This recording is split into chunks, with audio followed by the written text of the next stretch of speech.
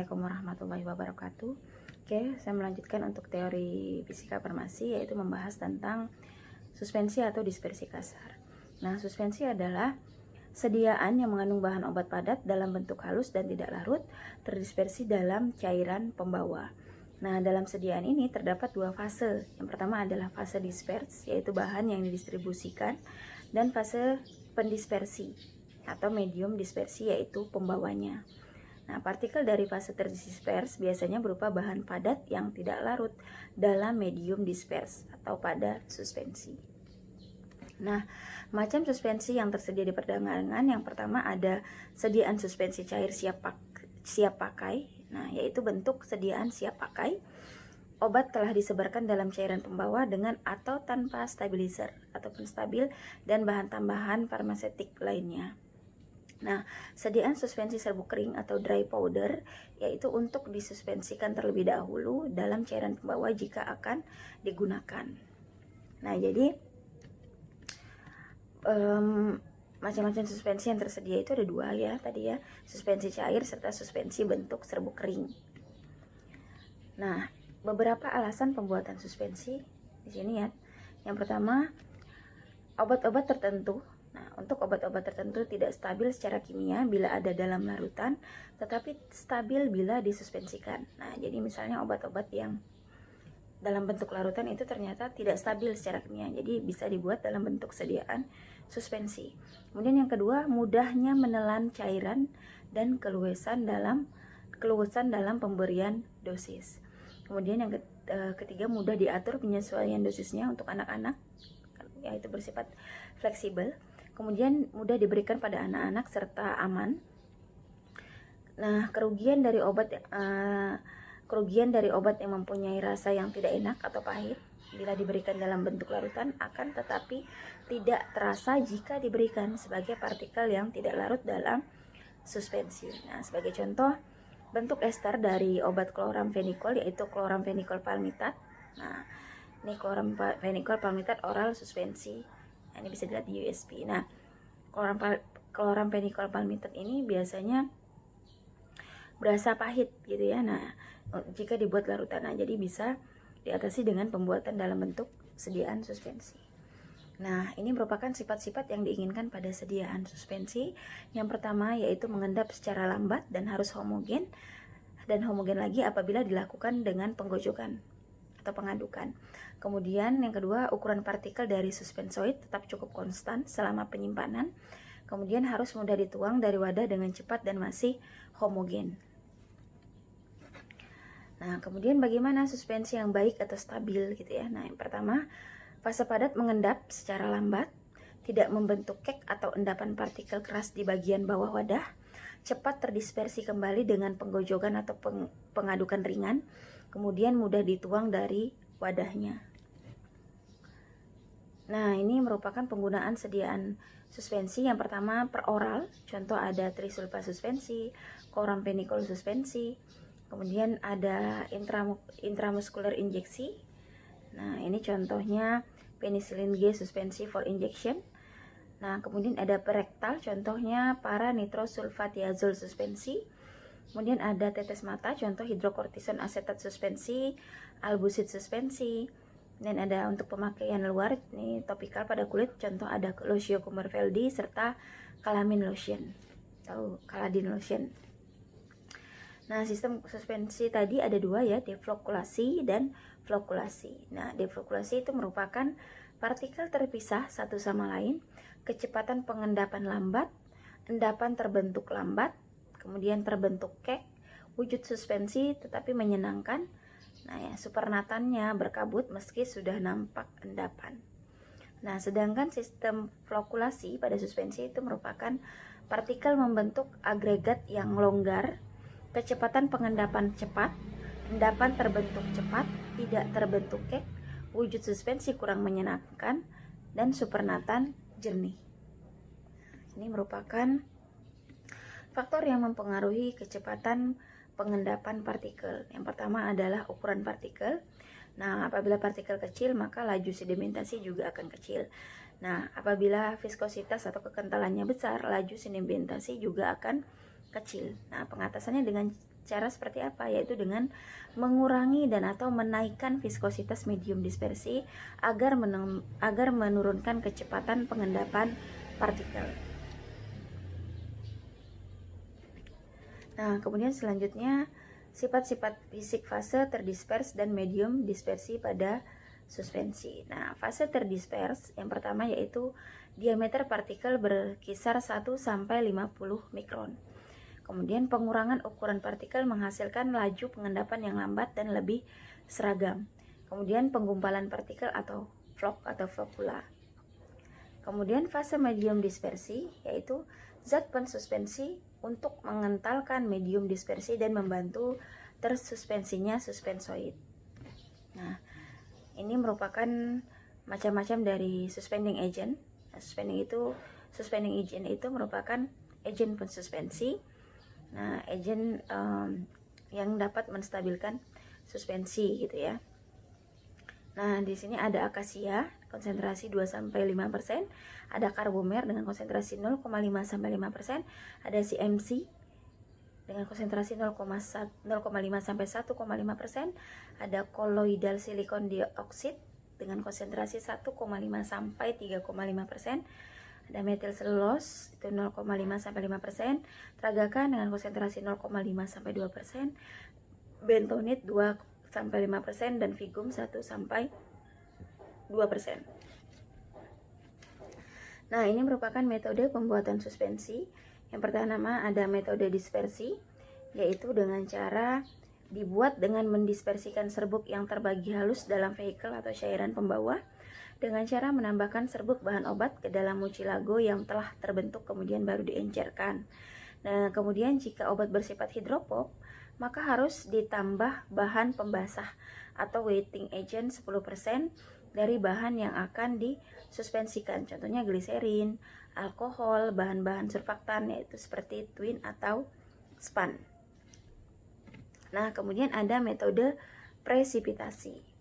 Nah, metode presipitasi ini bahan dilarutkan dalam pelarut organik terlebih dahulu, contohnya etanol, propilen glikol, PLG yang dapat larut dalam air, kemudian ditambah dengan pensuspensi dalam air sampai terbentuk endapan yang halus dan tersuspensi dalam bahan pensuspensi.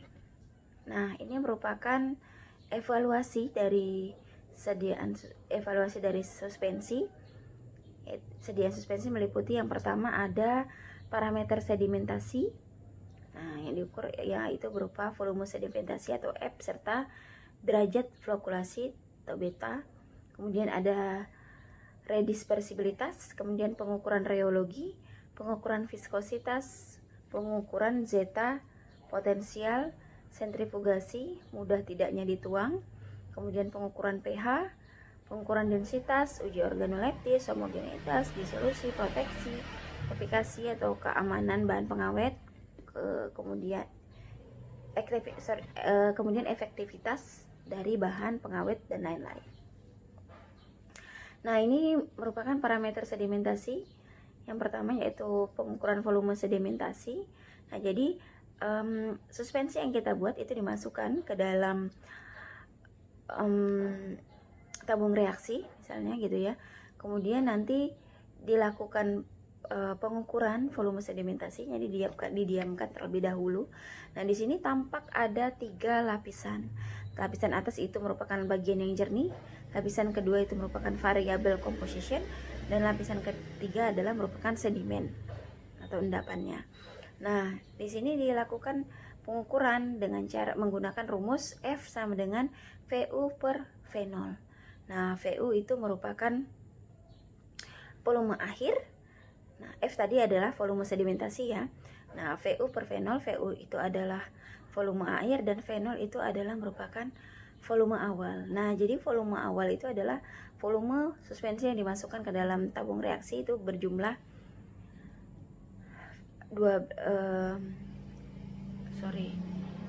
VU tadi ya. VO itu merupakan volume awal, VU merupakan volume akhir. Nah, volume awalnya adalah yang dimasukkan adalah sebanyak 12 cm. VU itu ada volume akhir setelah penyimpanan. Nah, itu setinggi 8 cm-nya. Jadi hasilnya F sama dengan 8/12. Jadi volume sedimentasinya di sini adalah 0,667. Nah, di mana volume sedimentasi atau F itu dikatakan baik adalah bila kurang dari 1, gitu ya,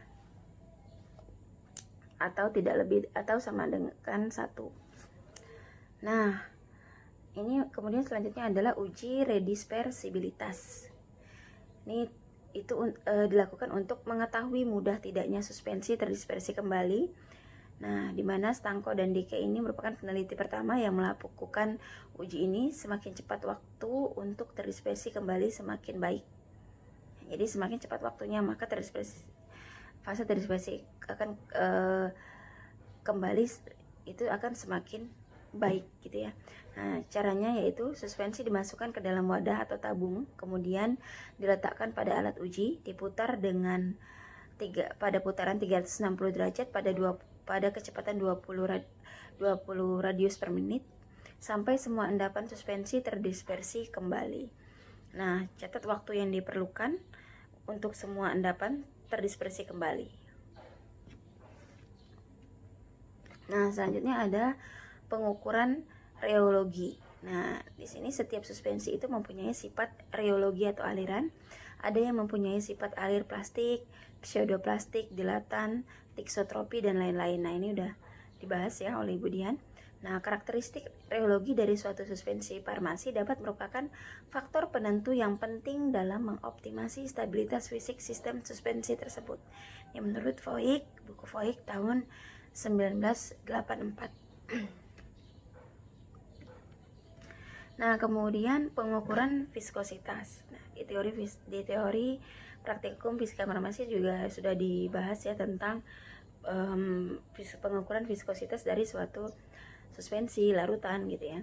Nah, alat viskometer itu ada macam-macam. Ada viskometer kapiler ya atau Oswald, kemudian viskometer bola jatuh, viskometer cup and bob atau Stormer, kemudian viskometer cone and plate atau Brookfield. Nah, dihitung dengan rumus N sama dengan S kali F. Nah, ya, N itu viskositas, satuannya centipoise, S itu pembacaan skala, dan F itu adalah faktor koreksi. Nah, kemudian ada sentrifugasi. Nah, sentrifugasi pada kecepatan rendah misal 2000, 2500, 3000 rpm dapat digunakan untuk memperkirakan stabilitas fisik sediaan suspensi. Nah, sentrifugasi dimaksudkan untuk mempercepat proses sedimentasi. Kemudian sentrifugasi pada 3750 rpm selama 5 jam pada volume 10 mili setara dengan penyimpanan selama kurang lebih 1 tahun. Nah, kemudian selanjutnya mudah tidaknya dituang. Nah, mudah tidaknya suspensi dituang merupakan parameter yang berkaitan dengan viskositas. Nah, suspensi yang baik adalah yang mudah dituang dari mesin produksi ke wadah pengemas dan mudah dituang saat akan digunakan atau dikonsumsi. Nah, dengan mengukur volume sistem dispersi yang mengalir dari suatu wadah atau botol yang diletakkan pada kemiringan 45 derajat dalam waktu tertentu.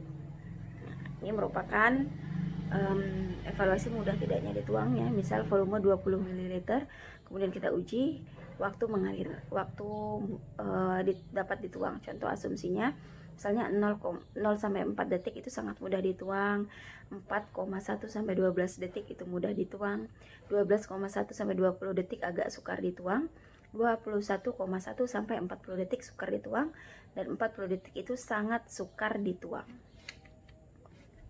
Nah, kemudian ada pengukuran pH, yaitu dengan menggunakan alat pH meter, digunakan untuk mengetahui pH dari suatu sediaan suspensi. Nah, misalnya ini pH suspensi sediaan oral harus sesuai dengan pH fisiologis lambung, pH suspensi sediaan topikal harus sesuai dengan pH kulit. Nah, kemudian selanjutnya ada uji organoleptis. Nah, itu dengan menggunakan panca indera, menggunakan mata, hidung, gitu ya. Kemudian indera pengecap. Nah, di sini misalnya suspensi itu dilihat serta dirasa, dilihat warnanya, kemudian rasanya, kemudian teksturnya, gitu ya, serta baunya. Kemudian uji homogenitas, ini melihat homogenitas dari suatu sediaan suspensi untuk mengetahui ada tidaknya partikel yang masih tidak larut, gitu ya, yang tidak terdispersi dalam suatu sediaan suspensi. Kemudian ada juga uji proteksi, ini untuk melihat ini biasanya pada sediaan suspensi topikal. Nah, dilihat apakah sediaan suspensi topikal tersebut dapat memberikan proteksi pada kulit atau tidak gitu ya. Nah, kemudian faktor-faktor yang mempengaruhi stabilitas suspensi. Nah, antara lain ada ukuran partikel, banyak sedikitnya partikel bergerak, tolak menolak antara partikel karena adanya muatan listrik pada partikel, kemudian konsentrasi suspensoid. Nah, kemudian pengemasan dan penyimpanan suspensi. Yang pertama, gunakan botol bermulut lebar, cukup ruang udaranya sehingga mudah digocok atau mudah diaduk gitu ya. Kemudian dapat melindungi isi dari suhu tinggi dan rendah. Kemudian bagi suspensi dari tanaman dicegah jangan mudah ditumbuhi mikroorganisme. Nah, sehingga perlu ditambahkan bahan pengawet, contohnya sodium benzoat ya. Nah, oke, sekian untuk materi tentang suspensi. Saya tutup. Wabillahi taufiq walhidayah. Wassalamualaikum warahmatullahi wabarakatuh.